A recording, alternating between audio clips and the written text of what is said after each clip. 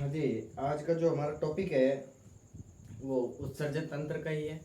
पिछली क्लास में हमने उत्सर्जन के बारे में कुछ बातें हमने पढ़ी। जैसे आपको कल हमने जो पढ़ा उसके बाद एक बार रिवाइज कर लेता हूँ मैं।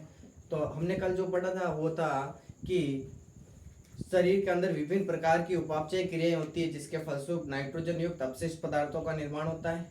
इनको शरीर से बाहर त्यागना उत्सर्जन कहलाता है। और उत्सर्जन में काम आने वाले अंगों से मिलकर बना तंत्र उत्सर्जन तंत्र कहलाता है। और उत्सर्जन में काम आने वाले अंग कौन कौन से थे? तो किडनियां, मूत्रवाहिनियां, मूत्राशय और मूत्र मार्ग थे। फिर हमने कहा कि उत्सर्जन के आधार पर जीवों को 3 भागों में बांटा गया था, अमीनोटैलिक, यूरियोटैलिक और यूरिकोटैलिक। अमीनोटैलिक में हमने पढ़ा कि ये जीव उत्सर्जन के रूप में अमोनिया को शरीर से बाहर निकालते हैं। अमोनिया एक अत्यंत विषैली गैस होती है जिसको शरीर से बाहर निकालने के लिए अधिक जल की आवश्यकता होती है। जितने भी जलीय जीव है वो अमोनिया का उत्सर्जन करते हैं, जैसे पोरिफेरा है, हाइड्रा है, ये सारे जीव अमीनोटैलिक है। यूरियोटैलिक में हमने पढ़ा कि ऐसे जंतु जो नाइट्रोजन युक्त अपशिष्ट पदार्थों के रूप में यूरिया का उत्सर्जन करते हैं उन्हें यूरियोटैलिक जंतु कहते हैं। यूरिया अमोनिया से कम विषैला होता है और उत्सर्जन के लिए जल की आवश्यकता भी कम होती है। स्तनधारी और मनुष्य सभी यूरियोटैलिक जंतु हैं। यूरिकोटैलिक जंतुओं में हमने पढ़ा कि ये जीव उत्सर्जन के रूप में यूरिक अम्ल का उत्सर्जन करते हैं।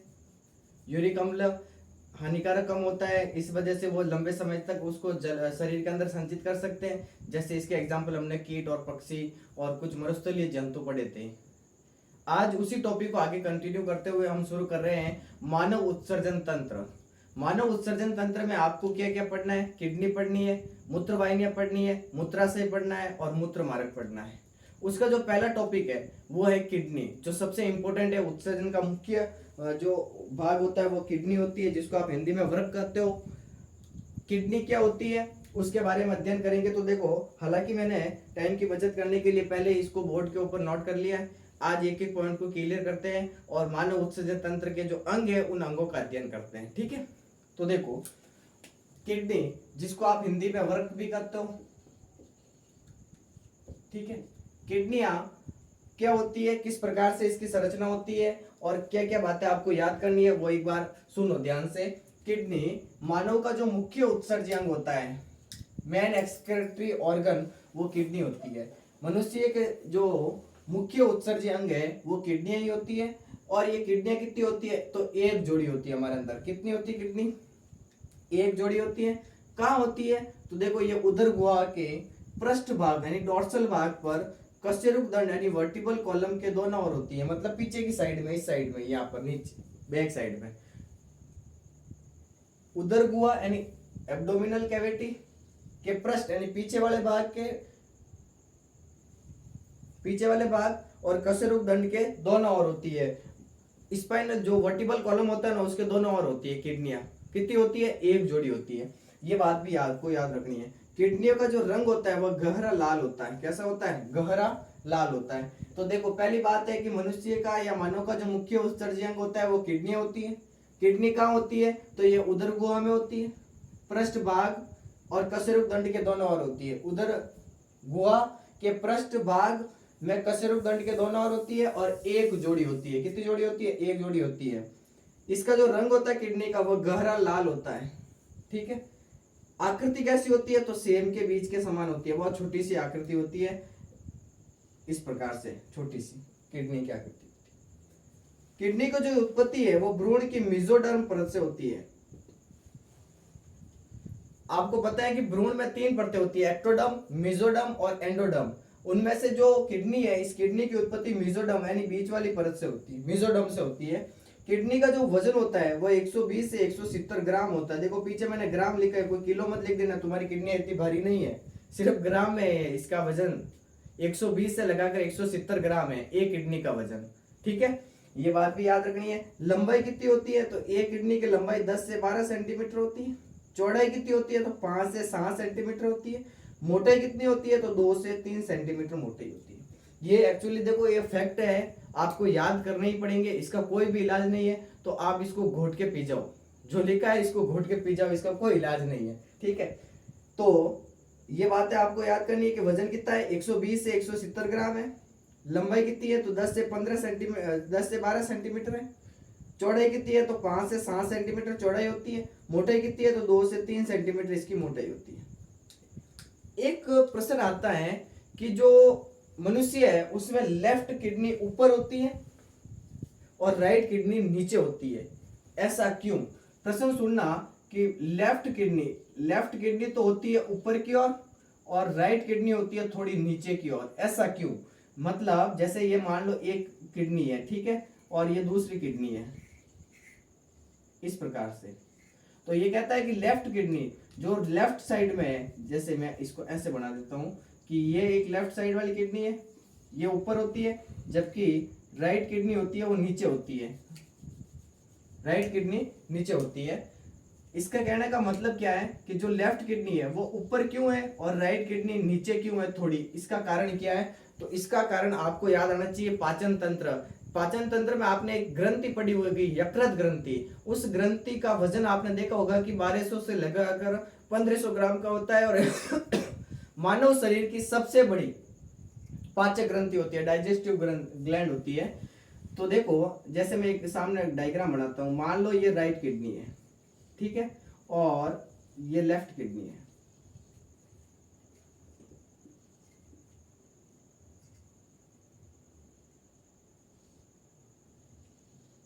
ये कहता है कि ये लेफ्ट किडनी थोड़ी ऊपर क्यों है और राइट किडनी थोड़ी नीचे क्यों है?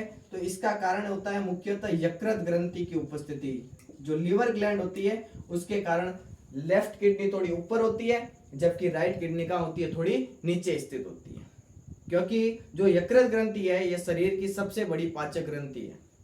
ठीक है, ये बात आपको याद रखनी है। किडनी मानव का मुख्य उत्सर्जक होता है। कहां पर होता है? तो उदर गुहा के पृष्ठ भाग में कशेरुक दंड के दोनों ओर होती है। एक जोड़ी होती है। रंग कैसा होता है? गहरा लाल होता है। आकृति कैसी होती है? सेम के बीज के समान होती है। लंबाई कितनी होती है? 10 से 12 सेंटीमीटर होती है। चौड़ाई कितनी होती है? 5 से 7 सेंटीमीटर चौड़ाई होती है। मोटाई कितनी होती है? 2 से 3 सेंटीमीटर मोटाई होती है। लेफ्ट किडनी ऊपर है, राइट किडनी नीचे है। इसका कारण क्या है? इसका कारण है यकृत ग्रंथि की उपस्थिति। और यकृत ग्रंथि है जो मानव शरीर की सबसे बड़ी पाचक ग्रंथि है, जिसका वजन 1200 से 1500 ग्राम होता है। ठीक है, अब देखो यकृत ग्रंथि टॉपिक आ गया। तो यकृत ग्रंथि जैसे ही टॉपिक आया तो आपके दिमाग के अंदर आना चाहिए कि पाचन तंत्र में आपको मैंने यकृत ग्रंथि पढ़ाई थी, तो उसमें कौन कौन सी बातें बताई थी? कि पहली तो बात बताई थी कि मानव शरीर की सबसे बड़ी पाचक ग्रंथि है। ठीक है, यकृत ग्रंथि का वजन 1200 से 1500 ग्राम होता है। यकृत ग्रंथि 2 पालियों में बटी रहती है, जिसमें एक दाई पाली और एक बाई पाली होती है। दाई पाली बड़ी होती है, बाई पाली छोटी होती है। दाई पाली के नीचे एक हरे रंग की संरचना होती है जिसको पित्ताशय कहते हैं। उसमें पित्तरस बनता है। पित्तरस हल्के पीले रंग का होता है। पित्तरस वसा का पायसीकरण करता है। पित्तरस में बिलीरुबिन और बिलीवर्डिन नामक पित्त लवण पाए जाते हैं, पिगमेंट पाए जाते हैं। बिलीरुबिन को ले जाने वाली अगर पित्त वाहिनी ब्लॉक हो जाए तो बिलीरुबिन नाखूनों में और त्वचा में जमा होने लगता है और इस स्थिति को आप पीलिया कहते हो। ये बातें आपको पाचन में मैंने पढ़ाई है। ठीक है, तो ये बातें आपको याद आनी चाहिए। कनेक्ट करो एक एक बातों को। अब जो मनुष्य में किडनी होती है वो कौन से प्रकार की होती है? तो मेटानेफ्रिक प्रकार की किडनी होती है। ये याद रखना आपको कि मनुष्य के अंदर कौन सी किडनी पाई जाती है? मेटानेफ्रिक प्रकार की। ठीक है, किडनी का जो बाहरी भाग होता है वो उत्तल होता है, जबकि जो किडनी का भीतर वाला भाग है, अंदर वाला, वो अवतल होता है। अब उत्तल और अवतल क्या होते हैं? तो आपको ये पता होना चाहिए कि जैसे आपने केमिस्ट्री और फिजिक्स में पढ़ा होगा, उत्तल और अवतल दर्पण, अवतल और उत्तल लेंस, ये कुछ नाम सुने होंगे। तो कुछ किस प्रकार से होती है, देखो एक डायग्राम देखो। जैसे मान लो ये आपने पढ़ाया था कि ये उत्तल लेंस होता है, ये अवतल लेंस होता है। ठीक है, तो किडनी का जो बाहर वाला भाग है, ये बाहर वाला, जैसे मान लो ये किडनी है, ठीक है, तो किडनी की संरचना कुछ इस प्रकार की होती है। ठीक है, ऐसी बनाई थी मैंने। ठीक है, तो ये कह रहा है कि जो एक किडनी है, इस किडनी का जो ये बाहर वाला भाग है, ये वाला, ये कैसा होता है? उत्तल होता है। उत्तल का मतलब है ये भाग उभरा हुआ होता है, ऐसे बाहर निकला हुआ होता है, उभरा हुआ। और जो भीतर वाला भाग है, अंदर वाला, ये वाला भाग, ये अवतल होता है। अवतल का मतलब है अंदर की ओर धसा हुआ भाग होता है। उत्तल का मतलब इस प्रकार का भाग और अवतल का मतलब है इस प्रकार का भाग। तो किडनी का जो बाहर वाला भाग है वो कैसा होता है? उत्तल होता है। किडनी का बाहर वाला भाग कैसा होता है? उत्तल होता है, जबकि किडनी का अंदर वाला भाग होता है अवतल। कौन सा होता है? अवतल। अब देखो ये जो अवतल भाग है, यहाँ पर आपको एक गड्ढे के समान ऐसी संरचना दिखाई दे रही है, ये वाला भाग पूरा। ठीक है, इसको मैं अलग देखो ऐसे बना देता हूं। ये वाला भाग एक चौड़ा गड्ढे के समान संरचना दिखाई देती है, इस भाग को कहते हैं हाइलम। एक एक बात को ध्यान से सुनना, इस भाग को क्या कहते हैं? हाइलम कहते हैं। अब ये हाइलम भाग है, इस हाइलम भाग के अंदर क्या होगा कि किडनी के अंदर जो वृक्क धमनी है, जैसे ये वृक्क धमनी आई और मान लो ये तंत्रिकाएं हैं, ये वृक्क धमनी और तंत्रिकाएं इस किडनी के हाइलम भाग से ये अंदर प्रवेश करती है और इस किडनी से जो वृक्क शिरा है, वृक्क शिरा और जो मूत्रवाहिनी होती है वो दोनों बाहर निकलती हैं। अलग डायग्राम से बना के समझाऊं मैं आपको, 1 मिनट रुकना।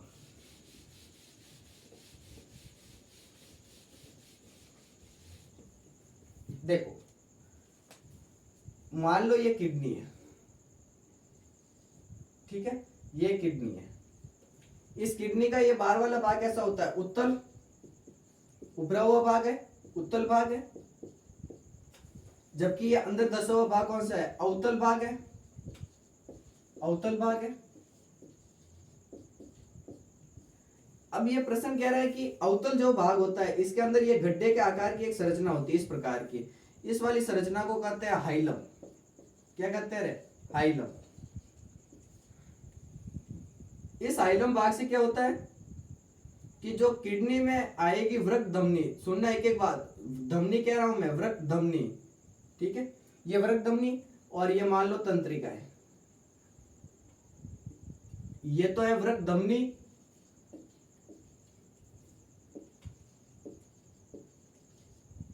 और ये है तंत्रिका यानी नर्व्स। ये दोनों ही किडनी के अंदर प्रवेश करती है। जबकि इसी हाइलम भाग से बाहर की ओर क्या निकलती है? एक निकलती है वृक्क शिरा, ये मान लो वृक्क शिरा, और ये मान लो मूत्रवाहिनी है, मूत्रवाहिनी। ये दोनों बाहर निकलती है। दो चीजें अंदर प्रवेश करती है, एक प्रवेश करती है वृक्क धमनी और एक प्रवेश करती है तंत्रिकाएं। कहां से प्रवेश करती है? अवतल भाग में। अवतल भाग में भी कहां से? हाइलम भाग से। और इसी हाइलम के अंदर प्रवेश करने वाली संरचनाएं तो वृक्क धमनी और तंत्रिकाएं है, और इस हाइलम से बाहर निकलती कौन कौन सी है? वृक्क शिरा और मूत्रवाहिनी है। ये बातें आपको याद रखनी है। किडनी है, इस किडनी के ऊपर, प्रत्येक किडनी के ऊपर 2 किडनियां होती है, एक जोड़ी मतलब 2 है। इस किडनी के ऊपर एक टोपी के आकार की संरचना पाई जाती है, और इस टोपी के आकार की संरचना यानी cap like structure, cap like संरचनाएं पाई जाती है, और इस टोपीनुमा संरचना को कहते हैं एड्रिनल ग्रंथि। एड्रिनल ग्रंथि, एड्रिनल ग्रंथि वैसे ही आपको एक टॉपिक में पढ़ना भी आगे। एड्रिनल ग्रंथि का पूरा विवरण पढ़ना है, किस प्रकार से होती है, कहाँ स्थिति होती है, कौन से हार्मोन निकालती है, सब कुछ पढ़ना है। अभी तो आपको इतना याद रखना है कि किडनी है, उस किडनी के ऊपर एक टोपी के आकार की संरचना होती है, उस टोपी के आकार की संरचनाओं को आप कहते हो एड्रिनल ग्रंथि। एड्रिनल ग्रंथि करो या मरो हार्मोन भी निकालती है। जब आप आपातकालीन स्थितियों में या डर के समय भयभीत हो रखे हो, उस समय ये शरीर के अंदर करो या मरो हार्मोन निकालती हैं, जो आपको डर से, संकट से बचाने का प्रयास करती है। एड्रिनल ग्रंथि 3F हार्मोन कहते हैं। इस ग्रंथि से निकलने वाला हार्मोन को क्या कहते हैं? 3F hormone. और इस ग्रंथि का दूसरा नाम है 4S ग्लैंड, 4S ग्रंथि। ये बातें भी आपको याद रखनी है। तो देखो ये थोड़ी प्रैक्टिकल, मतलब ये चीजें है ना आपको याद करनी पड़ेगी। इसका कुछ भी इलाज नहीं है, ये फैक्ट है, आपको याद करने ही पड़ेंगे। मेरी मर्जी से मैं ये नहीं कह सकता कि किडनी का वजन 5 किलो से 10 किलो होता है, और एक किडनी बेचो 50 लाख कमा लो, तो बेच के देख लेना, ट्राई भी कर लेना, लेकिन जो फैक्ट है वो फैक्ट तो याद करने ही पड़ेंगे। तो कौन कौन से फैक्ट पढ़े? किडनी, मनुष्य या मानव का जो मुख्य उत्सर्जक अंग होता है वो किडनी होता है। मनुष्य के अंदर एक जोड़ी किडनी पाए जाते हैं। कहाँ होते हैं? उदर गुहा में। उदर गुहा में भी कहाँ? पृष्ठ भाग में। और वर्टिबल कॉलम यानी कसरूक दंड के दोनों ओर होते हैं, दोनों ओर होते हैं। वजन की बात करें तो 120 से 170 ग्राम होता है। लंबाई की बात करें तो 10 से 12 सेंटीमीटर लंबाई होती है। चौड़ाई की बात करें तो 5 से 7 सेंटीमीटर इसकी चौड़ाई होती है। मोटाई की बात करें तो 2 से 3 सेंटीमीटर इसकी मोटाई होती है। लेफ्ट किडनी ऊपर होती है, राइट किडनी नीचे होती है। इसका कारण है मुख्यतः यकृत ग्रंथि की उपस्थिति। यकृत ग्रंथि बड़ी होती है, इस वजह से राइट किडनी तो होती है, सॉरी लेफ्ट किडनी तो होती है ऊपर और राइट किडनी होती है थोड़ी नीचे होती है। मनुष्य में कैसी किडनी होती है? तो मेटानेफ्रिक प्रकार की होती है। किडनी का जो बाहर वाला भाग है, जैसे मान लो ये किडनी है, इस किडनी का ये बाहर वाला भाग है, तो ये बाहर वाला भाग उभरा हुआ है, इसको कहते हैं उत्तल भाग। अंदर वाला भाग अंदर धसा हुआ है, इसको कहते हैं अवतल भाग। इस अवतल भाग के अंदर एक गड्ढे के आकार की ऐसी संरचना होती है, इसको कहते हैं हाइलम। हाइलम के अंदर दो चीजें प्रवेश करती है, एक प्रवेश करती है वृक्क की धमनी और एक प्रवेश करती है तंत्रिकाएं। और इस हाइलम भाग से दो चीजें बाहर निकलती है, एक वृक्क शिरा और एक निकलती है मूत्र वाहिनियां। ये बातें आपको याद करनी है। और किडनी के ऊपर एक टोपी के आकार की संरचना होती है, जिसको आप एड्रिनल ग्रंथि कहते हो। आपातकालीन स्थितियों के समय हमें ये बचाने का प्रयास करती है। इससे निकलने वाले हार्मोनों को 3F हार्मोन कहते हैं। और इस एड्रिनल ग्रंथि का दूसरा नाम है 4S ग्लैंड, 4S ग्रंथि। एड्रिनल ग्रंथि में भी दो भाग पढ़ेंगे हम, कॉर्टेक्स और मेडुला, जिसको आप हिंदी में वलकुट और मध्यांश कहते हो। उसी प्रकार के भाग हमारे किडनियों के अंदर भी होते हैं। किडनी की जब आंतरिक संरचना पढ़ेंगे, टीएस ऑफ किडनी, तब आपको पढ़ाएंगे कॉर्टेक्स भाग कैसा होता है, मेडुला भाग कैसा होता है। अभी हम पढ़ रहे हैं उत्सर्जी अंग, तो उत्सर्जी अंग में हमने पहला पढ़ा किडनी। ये बातें आपको याद करनी है, फटाफट इसको एक बार नोट कर लो और लेना चाहो तो स्क्रीनशॉट ले लो। फिर हम दूसरा भाग शुरू करते हैं, मूत्र वाहिनियां। ये वह चीजें आपको याद करनी है, ठीक है। तो अब सेकंड बात करते हैं मूत्र वाहिनियों की, कि मूत्र वाहिनियां किस प्रकार से होती है, कैसे उनकी संरचना होती है। देखो रफ कर दूं मैं इतना पूरा पहले एक बार।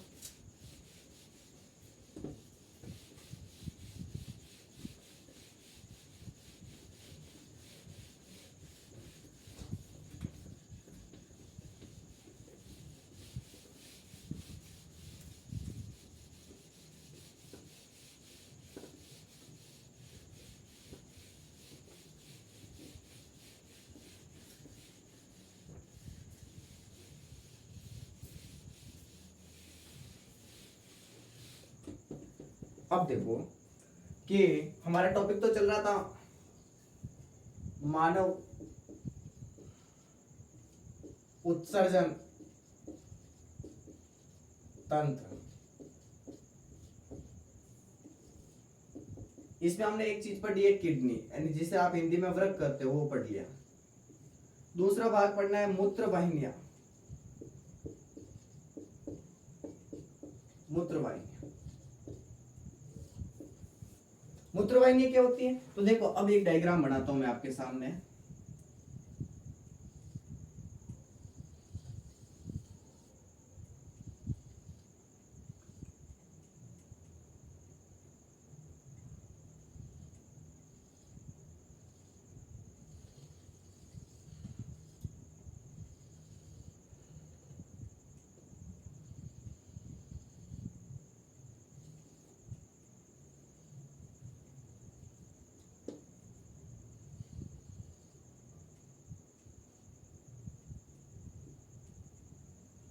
ये इस प्रकार का एक डायग्राम होता है। अब देखो आपको पता है कि हाइलम भाग है, तो ये वाला हाइलम भाग है। तो इस हाइलम भाग में के अंदर क्या क्या प्रवेश करेगी? एक तो प्रवेश करेगी वृक्क धमनी, ये मान लो वृक्क धमनी है, ठीक है। और इससे ही क्या बाहर निकलेगी? वृक्क शिरा, तो ये मान लो ये वृक्क शिरा है। इसी प्रकार की संरचना इस किडनी के अंदर भी होगी, मैं एक डायग्राम से समझा रहा हूँ। और इस ग्रंथि के ऊपर एक टोपी के आकार की ये ऐसी संरचनाएं होती है, इसको आप क्या कहते हो? एड्रिनल ग्रंथि। अभी तो बताया था, इसके ऊपर भी बना लो आप, ये एड्रिनल ग्रंथि है, ठीक है। मैं एक एक नाम लिख लूं ताकि आप कंफ्यूजन नहीं रहे आपके अंदर। ये किडनी होती है, वृक्क होती है, दो बनाए, दो एक जोड़ी होते हैं। ये एड्रिनल ग्रंथि होती है, एड्रिनल ग्रंथि होती है, ठीक है। ये जो संरचना है अंदर प्रवेश करती है, इसको कहते हैं वृक्क धमनी, वृक्क धमनी। और जो बाहर निकलती है इसको कहते हैं वृक्क शिरा,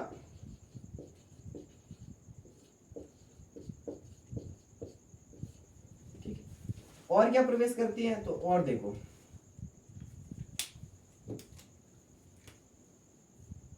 तो एक प्रवेश करती है तंत्रिकाएं, नर्व्स, और क्या बाहर निकलती हैं, मूत्रवाहिनियां। तो मूत्रवाहिनियों को मैं यहाँ से इस डायग्राम में थोड़ा अलग बना के बता देता हूँ। ये रही मूत्रवाहिनी।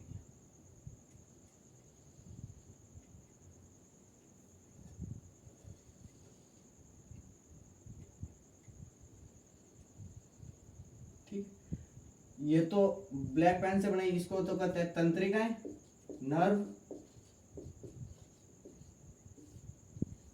ये जो निकलती है इनको कहते हैं मूत्रवाहिनियां।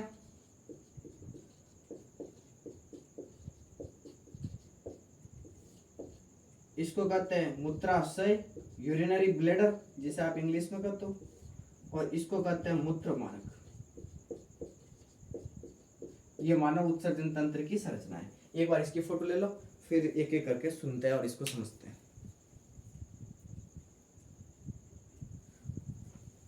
देखो, अब टॉपिक मूत्रवाहिनियां। मूत्रवाहिनियां क्या होती है, किस प्रकार से होती है। तो देखो, अभी अभी किडनी पढ़ी थी, तब हमने कहा कि इस किडनी का जो ये बाहर वाला भाग है इसको तो कहते हैं उत्तल भाग, और ये किडनी का अंदर 10वां भाग क्या कहलाता है, अवतल भाग। अवतल भाग में हमने अभी पिछले टाइम बात की थी कि इस अवतल भाग के अंदर एक गड्ढे के समान संरचनाएं होती है, इस प्रकार की, मान लो इस प्रकार की। इस संरचना को कहते हैं हाइलम। इस हाइलम में क्या प्रवेश करती है, वृक्क धमनी और तंत्रिका इसके अंदर प्रवेश करती है, और निकलती क्या है, वृक्क, शिरा और मूत्रवाहिनी निकलती है। तो पहला बिंदु यही याद रखना है कि जो मूत्रवाहिनी है ये किडनी में कहां से निकलती है, तो ये हाइलम भाग से निकलती है, किडनी के हाइलम भाग से निकलती है। मूत्रवाहिनियां एक जोड़ी होती है। कितनी जोड़ी होती है, एक जोड़ी होती है। जो ये मूत्रवाहिनियां है, जैसे मैं इस डायग्राम में इसको लेकर मैंने अलग भी बनाया और इस साथ भी बनाया। इस मूत्रवाहिनियों का जो आगे वाला भाग होता है ये कीप के समान होता है, ये कीप के समान इस प्रकार का होता है। इस कीप के समान वाले भाग को कहते हैं पेल्विस भाग। क्या कहते हैं, पेल्विस भाग। ये बात याद रखना। इस मूत्रवाहिनियों का जो आगे वाला भाग होता है ये कीप के समान होता है। अरे कीमो देख नहीं, उन टाइप रो रिया करे, इन वास्ते उन भाग ने क्या करे, पेल्विस भाग। तो मूत्रवाहिनियों को जो आगे वाला भाग होता है ये चौड़ा होता है, कीप के समान होता है, इसको पेल्विस कहते हैं। मूत्रवाहिनियां नाम से ही पता चल रहा है किसका वहन करेगी, मूत्र का वहन करेगी। मतलब जो किडनी के अंदर जो मूत्र बनेगा उस मूत्र को ये मूत्रवाहिनियां इस किडनी से कहां लेकर आएगी, मूत्राशय तक। ये बातें याद रखनी है आपको। चर्चा बिंदु है कि मूत्रवाहिनियां कहां से निकलती है, हाइलम भाग से निकलती है, एक जोड़ी होती है। मूत्रवाहिनियों का जो आगे वाला चौड़ा भाग होता है उसको पेल्विस भाग कहते हैं।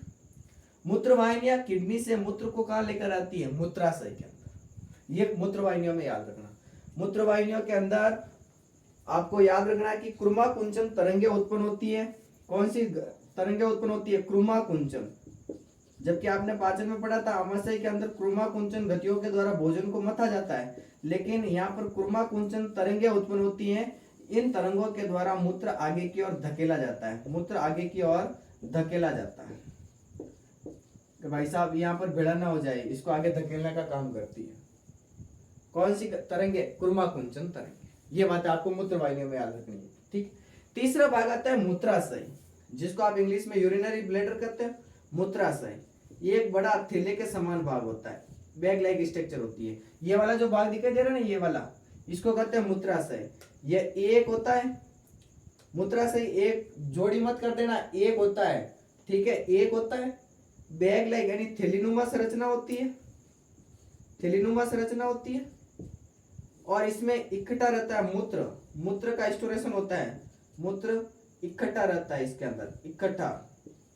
अब कितना मूत्र इकट्ठा रह सकता है इस मूत्राशय के अंदर, तो 700 से लगाकर 800 ml तक, बस इतना याद रखना है मूत्राशय के अंदर। ठीक है, मूत्राशय एक होता है, थैली के समान संरचनाएं होती है, मूत्र को इकट्ठा रखने का काम करता है। कितना मूत्र का स्टोरेशन कर सकता है, 700 से लगाकर 800 ml, लगभग 1 लीटर का। ठीक है, लास्ट वाला भाग आता है मूत्र मार्ग। यहां पर थोड़ी गड़बड़ियां होगी। मूत्र मार्ग क्या होता है और इसमें क्या बातें नहीं है वो देखें। तो मूत्र मार्ग है, ये नर यानी पुरुषों के अंदर और महिलाओं के अंदर ये अलग अलग होता है। ठीक है, पहली बात आपको ये याद रखनी है कि जो मूत्र मार्ग है, चौथा भाग है मूत्र मार्ग,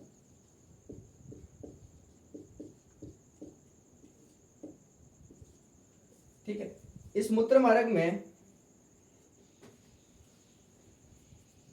पहले तो ये मूत्र मार्ग क्या करता है, शरीर से मूत्र को बाहर त्यागता है, शरीर से मूत्र को बाहर त्यागता है। पहला बिंदु आपको ये याद रखना, बाहर त्यागता है। अब हम दो चीजों की बात करेंगे, एक नर यानी पुरुष की बात करेंगे और एक महिला की बात करेंगे। पुरुषों के अंदर जो मूत्र मार्ग होता है ये लगभग 15 सेंटीमीटर लंबा होता है, और पुरुषों के अंदर मूत्र मार्ग, ये बात इंपॉर्टेंट है, मूत्र मार्ग और जनन मार्ग एक ही होता है। मतलब कौन सा होता है, सीसन होता है, जिसके द्वारा वो मूत्र का भी उत्सर्जन करता है और जनन में भी वो सीसन भाग लेता है, पेनिस। ठीक है, ये बात याद रखना। जबकि महिलाओं के अंदर क्या होता है कि महिलाओं के अंदर मूत्र मार्ग भी अलग होता है और जनन मार्ग भी अलग होता है, अलग अलग होता है। जबकि पुरुषों के अंदर दोनों एक ही थे, सीसन। ठीक है, मूत्र मार्ग और जनन मार्ग दोनों अलग अलग होते हैं। ठीक है, मूत्र मार्ग थोड़ा ऊपर की ओर स्थित होता है और जनन मार्ग थोड़ा नीचे की ओर स्थित होता है। ये मानव उत्सर्जन तंत्र में आपको याद रखना है। ठीक है, तो अभी तक हमने जो पढ़ा है मानव उत्सर्जन तंत्र में, इसका एक बार रिवाइज करते हैं ताकि आपको बातें याद हो जाए। तो सबसे पहले हमने पढ़ा कि मानव उत्सर्जन तंत्र है, इस मानव उत्सर्जन तंत्र में 4 भाग अंग आते हैं। कौन कौन से 4 अंगों से मिलकर बनता है, किडनियां, मूत्रवाहिनियां, मूत्राशय और मूत्र मार्ग। किडनी एक जोड़ी होती है, मानव का मुख्य उत्सर्जी अंग होता है। कहाँ होती है, तो ये उदर गुहा में, उदर गुहा के पृष्ठ भाग यानी पीछे वाला ये वाले भाग और वर्टिबल कॉलम यानी कशेरुकदंड के दोनों ओर पाई जाती है। ठीक है, जो किडनियां है इसका रंग कैसा होता है, गहरा लाल होता है। इसका वजन 120 से 170 ग्राम होता है। लंबाई 10 से 12 सेंटीमीटर होती है। चौड़ाई 5 से 7 सेंटीमीटर होती है। मोटाई 2 से 3 सेंटीमीटर होती है। लेफ्ट किडनी थोड़ी ऊपर होती है, राइट किडनी थोड़ी नीचे होती है। इसका प्रमुख कारण है मनुष्य के अंदर यकृत ग्रंथि का पाया जाना। मनुष्य के अंदर कौन से प्रकार की किडनी होती है, मेटानेफ्रिक प्रकार की किडनी होती है। किडनी का जो बाहर वाला भाग होता है वो उभरा हुआ होता है, उसको उत्तल भाग कहते हैं। किडनी का जो अंदर वाला भाग है, अंदर की ओर धंसा रहता है, इस भाग को अवतल कहते हैं। इस अवतल भाग के अंदर ये गड्ढे के समान इस प्रकार की संरचनाएं दिखाई देती है, इसको हाइलम कहते हैं। इस हाइलम भाग से वृक्क, धमनी और तंत्रिकाएं अंदर प्रवेश करती है, किडनी के अंदर आती है। जबकि इस हाइलम भाग से ही मूत्रवाहिनियां और वृक्क शिरा बाहर निकलती है। ये बातें आपको याद रखनी है। प्रत्येक किडनी के ऊपर एक टोपी के आकार की संरचनाएं होती है, जिसको आप एड्रिनल ग्रंथि कहते हो। इस एड्रिनल ग्रंथि के समय, आपातकालीन के समय विभिन्न प्रकार के हार्मोन स्रावित होते हैं जो डर से बचाते हैं हमें। इन हार्मोनों को 3F हार्मोन कहते हैं और इस ग्रंथि को 4S ग्लैंड भी कहते हैं। और एड्रिनल ग्रंथि के 2 भाग होते हैं, कॉर्टेक्स और मेडुला। इसका पूरा विवरण हम ग्रंथियां जब टॉपिक पढ़ेंगे तब आपको डिटेल से पढ़ाएंगे। एड्रिनल ग्रंथि कैसे होती है, कितना वजन होता है, कौन से भाग होते हैं, कौन से भाग से कौन से हार्मोन निकलते हैं, सब कुछ विवरण पढ़ेंगे अगले वीडियो में। ठीक है, दूसरा भाग आता है कि किडनी का जो दूसरा मुख्य अंग होता है वो होता है मूत्रवाहिनियां। मूत्रवाहिनियां हाइलम भाग से निकलती है। एक जोड़ी यानी 2 होती है संख्या में, एक इस किडनी से निकलती है और एक इस किडनी से निकलती है। मूत्रवाहिनियों का जो आगे वाला भाग होता है वो कीप के समान फुला हुआ होता है, जिसको पेल्विस कहते हैं। ठीक है, और इन मूत्रवाहिनियों के अंदर क्रुमाकुंचन तरंगें उत्पन्न होती है, जिसकी वजह से मूत्र को आगे की ओर धकेला जाता है। अब ये मूत्रवाहिनियां किडनी के अंदर से जो मूत्र है उस मूत्र को कहाँ लेकर आएगी, इस मूत्राशय के अंदर लेकर आएगी। तीसरा अंग आता है मूत्राशय, यूरिनरी ब्लैडर कहते हैं आप इसे इंग्लिश में। ये एक एक बड़ा थैली के समान संरचना होती है जिसमें मूत्र इकट्ठा रहता है। लगभग 700 से 800 ml मूत्र इसमें स्टोर हो सकता है। मूत्र मार्ग में आपको याद रखना है कि जो मूत्र मार्ग होता है इसके द्वारा जो शरीर के अंदर जो मूत्र बन रहा है उसको बाहर त्यागा जाता है। पुरुषों के अंदर यह लगभग 15 सेंटीमीटर लंबा होता है। पुरुषों में मूत्र मार्ग और जनन मार्ग एक ही होता है, दोनों आगे चलकर सीसन में खुलते हैं। इस सीसन के द्वारा मूत्र का भी उत्सर्जन होता है और जनन में भी ये सीसन भाग लेता है। जबकि महिलाओं में मूत्र मार्ग और जनन मार्ग अलग अलग होते हैं। मूत्र मार्ग थोड़ा ऊपर की ओर स्थित होता है और जनन मार्ग थोड़ा नीचे की ओर स्थित होता है। आज की क्लास में काफी है। अगले टॉपिक में हम पढ़ेंगे किडनी की आंतरिक संरचनाएं, फिर हम पढ़ेंगे नेफ्रॉन की संरचनाएं और फिर हम पढ़ेंगे मूत्र निर्माण की क्रियाविधि। ठीक है, ऑल द बेस्ट।